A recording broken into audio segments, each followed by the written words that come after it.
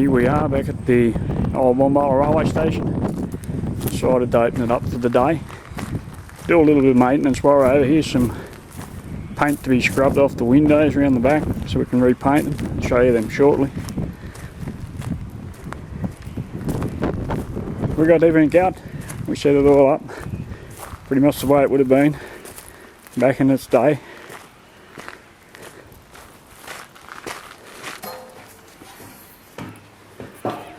A little donation train. Station master's office. It's where you used to buy your ticket. Your telephone. Some of the paintings are on sale here from different groups. Then you go through to the parcel room.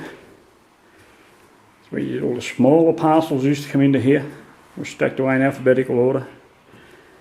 Our gramophone, it's not a real one. We couldn't afford a real one, but never mind, it works. We've got some records here, we play on it.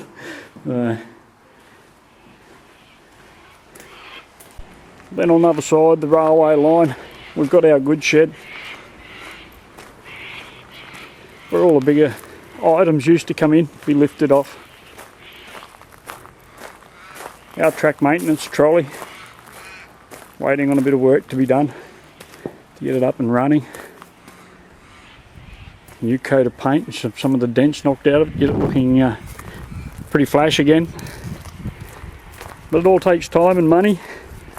Time we've got, it's the money that seems to be a bit short. But anyway, we keep at it.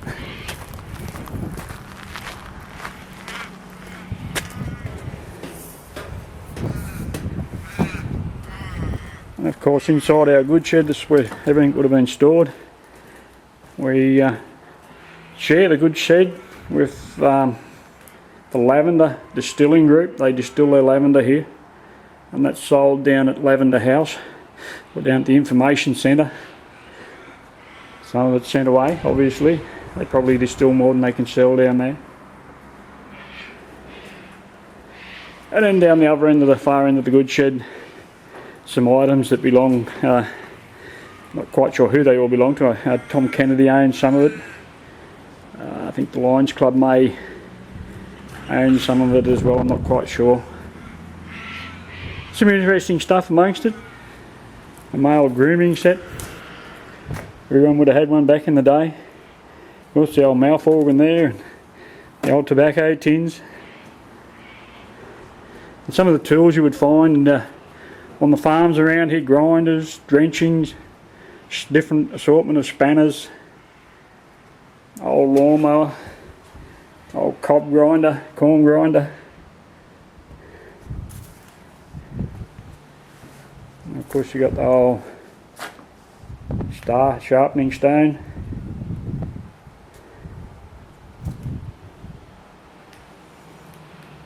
Hand shearing. Someone wound the handle and someone shore the sheep. I'm sure it kept them fit. Now of course one I'm sure the ladies would love. How you used to do the washing. Yes, the early model Simpson.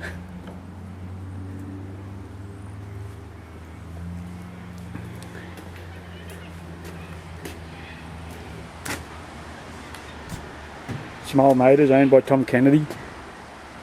Has them down here on display, and we thank him for that.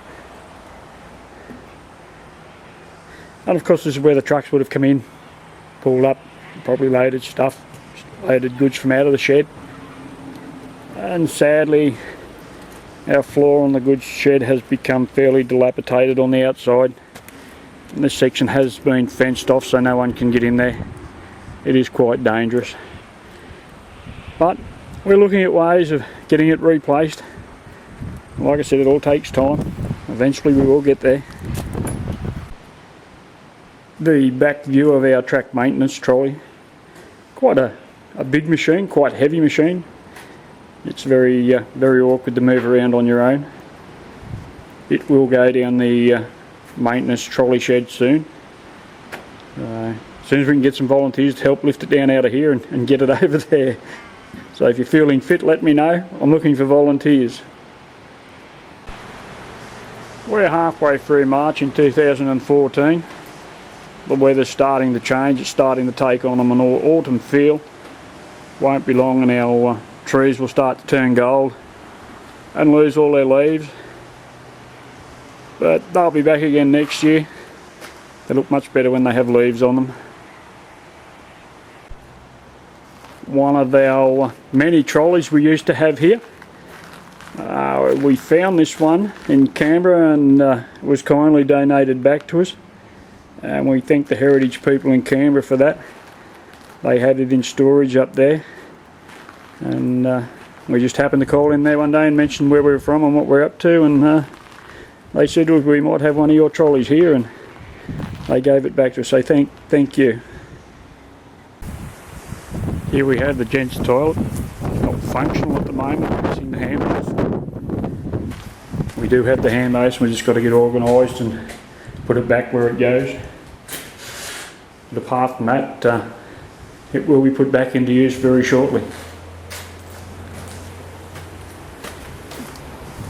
Of course, on the other end of the gents' toilet is what they called the lamp room. It's where they used to bring all the lamps in, fill them back up with Caro and get them ready for the next night.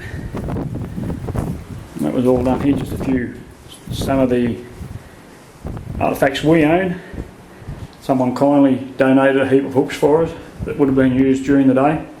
I've used some of them, bale hooks and that, and they are hard work. An old tin chest that will be painted up shortly and put in with the luggage over in the main station, put on display. Back in the day there would have been plenty of them around. So this is where they would have filled them all up with Caro, cleaned all the glass on them and got them ready for the next night, and they would be redistributed out the line where they had to go. And of course you come to the boiler room. This is where the old foot warmers would have been heated up during the winter period and distributed for passengers on the train to keep their feet warm. You have warm feet, you have a warm body, as you all probably know. We've been told that it's unique, as all the other coppers throughout the New South Wales rail system were square.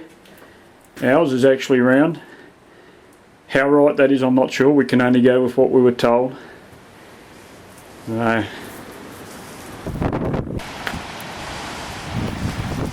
course, that's where the water tank probably would have been.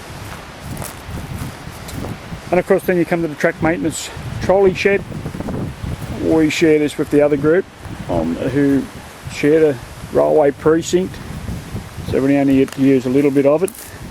A bit more storage would be nice, but anyway. And of course, this is where our track trolley maintenance machine will go. We do have another one, it's not here yet. It will go on the next bay, and we'll probably set up some sort of display at the far end. It holds 3 trolleys. Originally Bombala had 3 trolleys. It's all made out of railway iron, so it's not ever going to fall down. Not anytime soon anyway. I think it'll see me out. And then on the other side there I have the old loading bank. Used to be made of timber, was replaced in 1967 with the concrete structure that is there now. And I have loaded timber off that when I worked at the sawmill.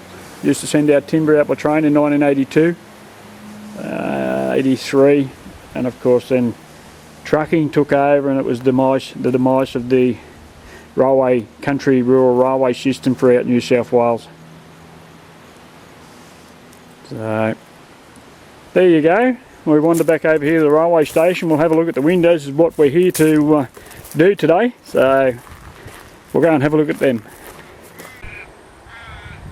And this is what we're talking about. Most of the paint is about to flake off. It hasn't already flaked off. So it'll be all scraped off shortly. The old door. and a new coat of paint, make it look spick and span, make it look like somebody really cares. The entryway into the waiting room, that used to be opened, it's not opened any longer, so we have a display and that was closed off. But you used to be able to walk right through to the front of the station. So that's what we're here for today, to start on all that and get it all repainted. The signal lever room, one of our old chairs in the process of being restored, the only one we have. We know of a couple others around town that one day they may be donated back. 2 levers, someone was telling me it originally had 4. There's only the 2 left now, so, and they would have changed all the signals, or the signal that stood at the other end of the line where the trains cross the road. And of course in here used to be the ladies' waiting room. They had a toilet off to the right there, but now it has been turned into a kitchen. They had their own little fireplace that used to sit there to keep them warm, and no doubt they would have had comfy chairs. And of course the waiting room, this is where the men would have waited, and don't forget that door, that would have been all open then. The seats would have been a seat along that wall, but the other one's been added since. Our old lamp we recently acquired, one of the station master's outfits that was donated to us. That's where you would have got the ticket. It's the other side to the station master's office. Of course, that is a replica of a foot warmer. That's what they looked like. They were filled with some type of silicon acid, and they would have, as they cooled down, you could pick them up and shake them once and they would reheat for a short period of time. Probably would have lasted you until you got to Cooma, where I think you were given a new one. So there you go, that's our little railway station. Work in progress.